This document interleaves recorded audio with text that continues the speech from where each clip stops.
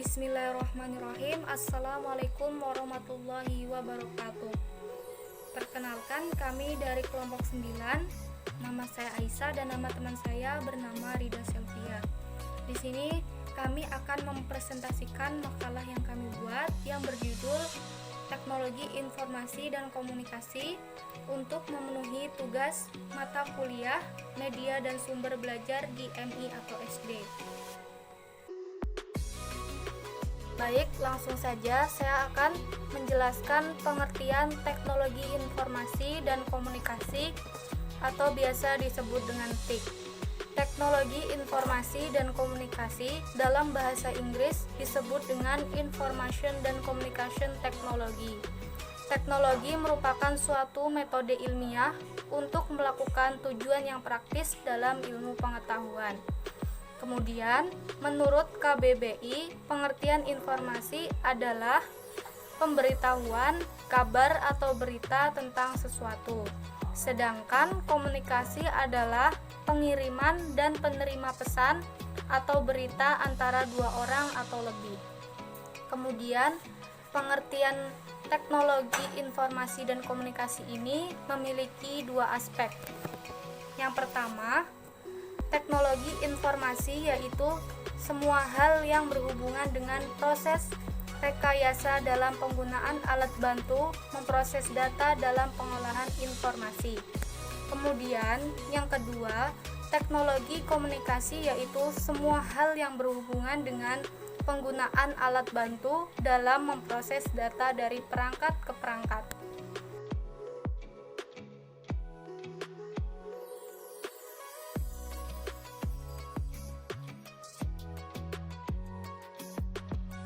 Dari teknologi informasi dan komunikasi.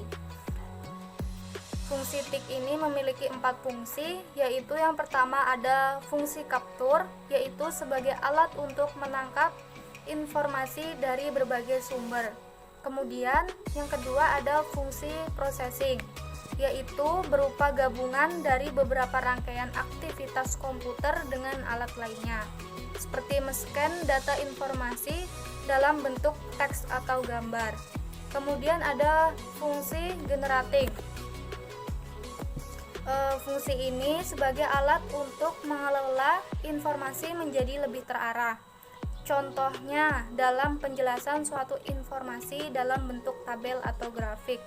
Kemudian ada fungsi storage atau sebagai alat dalam menyimpan data ke dalam media. Contohnya, data dari komputer disimpan ke flash disk.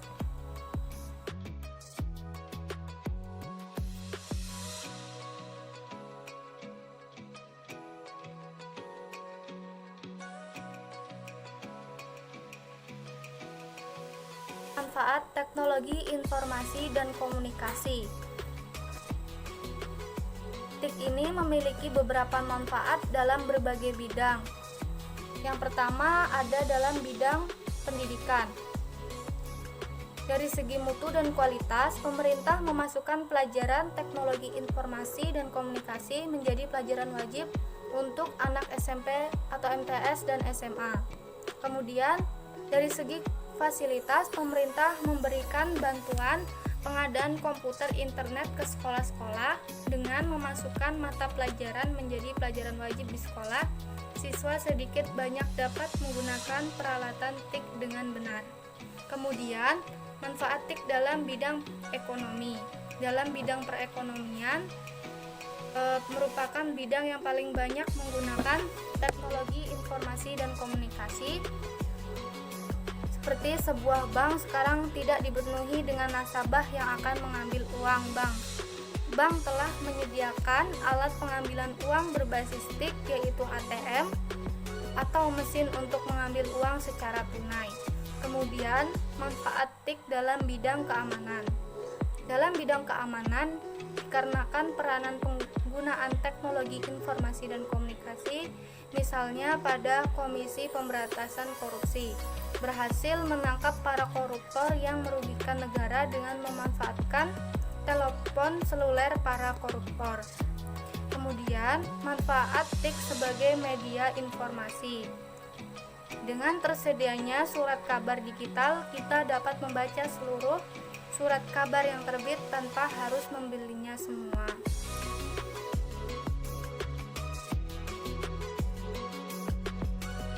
Ya, di sini saya akan menjelaskan tentang landasan teknologi informasi dan komunikasi.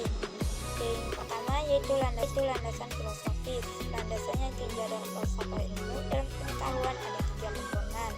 Adapun landasan yuridis berdasarkan Undang-Undang Nomor 14 Tahun 2005 tentang guru dan dosen telah diputuskan bahwa setiap guru harus dapat memanfaatkan teknologi informasi dan komunikasi untuk kepentingan penyelenggaraan kegiatan pengembangan yang mendidik.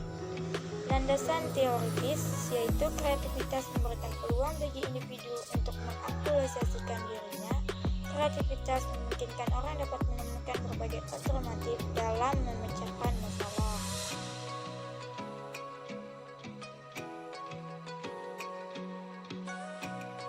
Perangkat teknologi informasi dan komunikasi dibagi menjadi 2, yaitu yang pertama, TIK berbasis elektronik, yaitu siaran radio, komputer, siaran televisi, pendidikan. Adapun TIK berbasis internet, yaitu learning, e-library, dan edukasi net.